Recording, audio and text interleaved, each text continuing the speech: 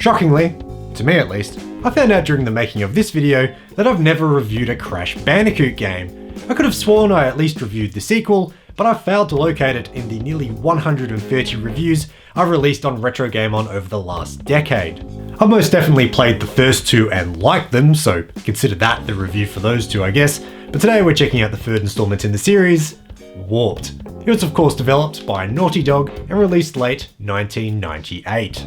I didn't own this until recently, but I did have access to a demo during my childhood, which I played over and over. So finally playing the full thing for the first time is an experience that's been decades in the making. But on that note, enough of this ugly mug, let's delve right in.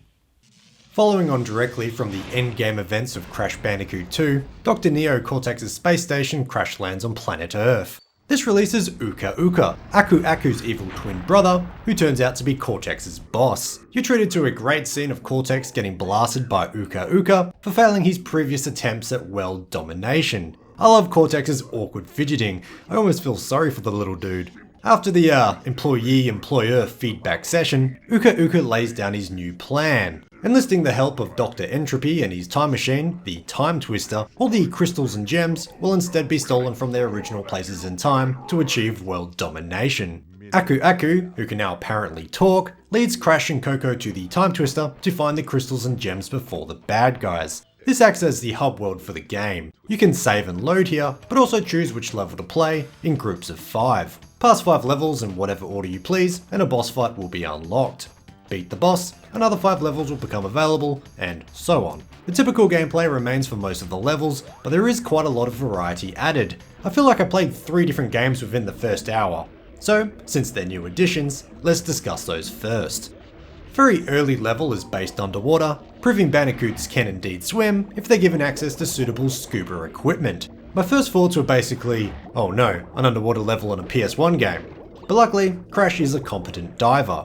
The controls are slightly floaty, pun intended I guess, but I wasn't fighting with the controls too badly. Although I did find myself spinning on the spot on a few occasions. This is made right by a friendly fishy however, who lets Crash control it and even shoot projectiles. This probably makes the level too easy really, but I still enjoyed it. There are these wave race type levels too, where Coco controls a jet ski for a pirate wonderland. There are ramps to jump off, sea mines and angry seagulls to avoid, along with a host of other obstacles. This control's fine, and interestingly, the levels are quite open for a Crash game up until that point. Not exactly open world, but there's plenty of wiggle room to maneuver the craft. Even more open are the World War I dogfight levels. Based in what is basically a large circular arena, the aim is to shoot down large flying targets like biplanes or blimps. Crates hang from balloons, which include health top-ups you'll need, since there are plenty of smaller enemies trying to ground you too. In an interesting design choice not common in games of that ilk, enemies are designed to fly perpendicular to your location so you can easily shoot them down, as opposed to them attacking you from behind. I guess this is why I found those levels so easy. Usually I suck at dogfight games.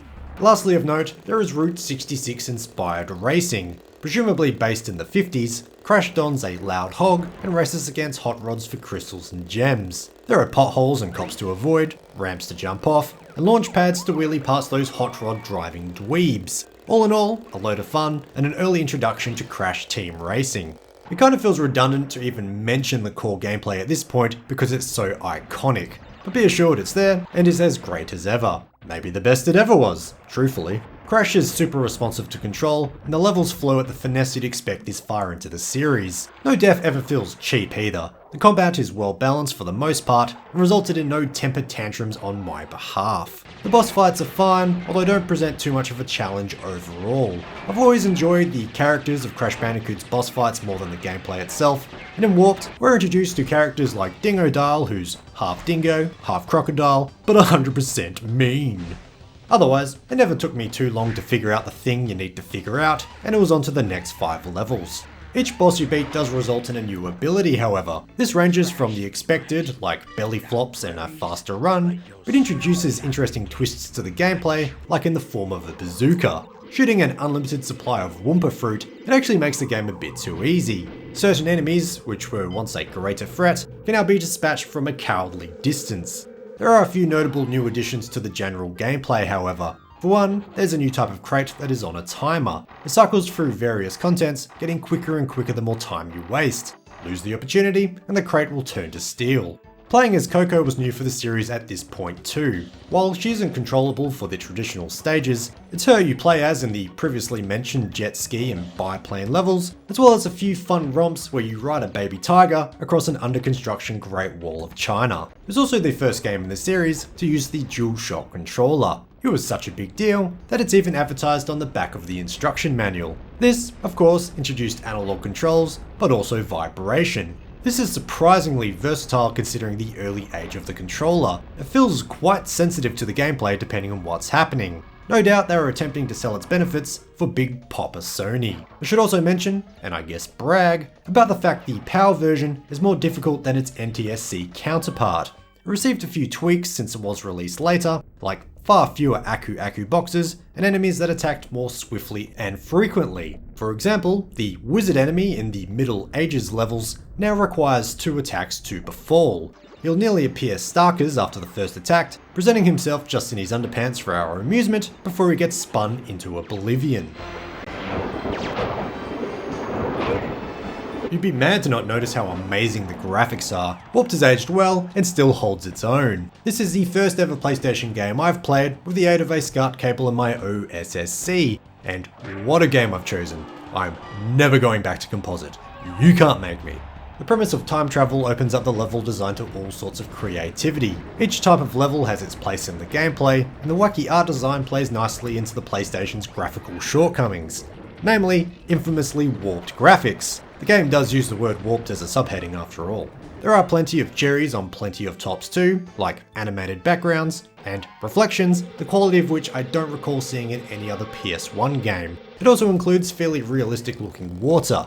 Well, for a PlayStation game from 1998 anyway. I'm also especially fond of the set dressing and the racing levels. 1950s freeway Americana is represented in a fantastical way, with full service petrol stations, diners, and plenty of cacti.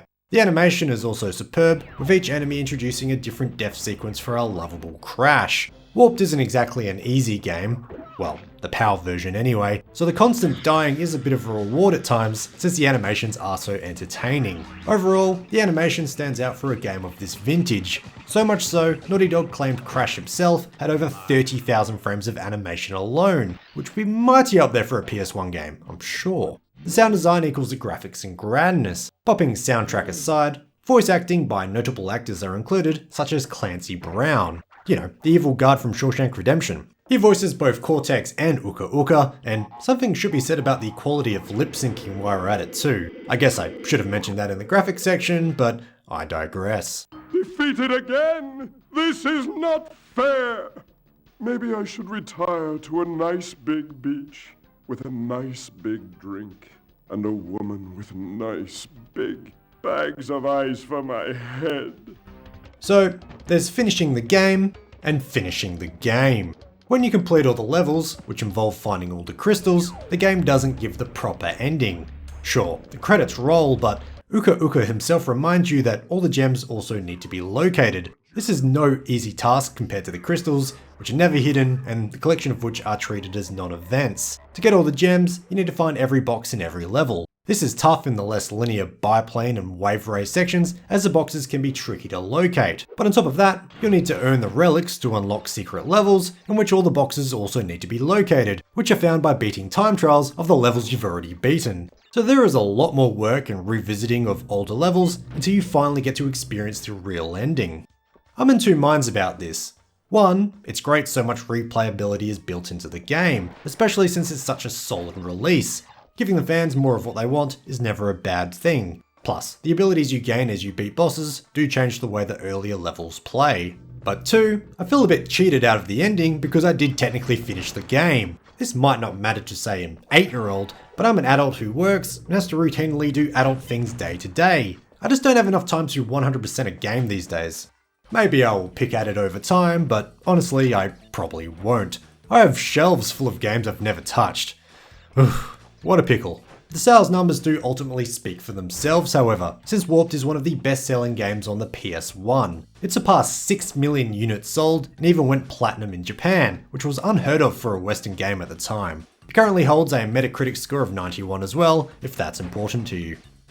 Warped is special, since it was nearly the end of the road for Crash Bandicoot and Naughty Dog. While Naughty Dog did go on to release Crash Team Racing in 1999, over the next few decades, Crash was then passed on from developer to developer. I'll likely review those on this channel sooner or later, but Naughty Dog itself continues to be a powerhouse in gaming, with series such as Jak and Daxter, The Last of Us, and Uncharted. Toys for Bob did an excellent job at Crash Bandicoot 4 several years ago, but a reunification of Naughty Dog and Crash would be phenomenal. But was Warped worth the 20-year wait for myself? Well, the answer is a resounding yes. This game is near perfect, a true classic. I'll end it there, however. I've spent the last 2,000 words explaining why I like it so much. Bye!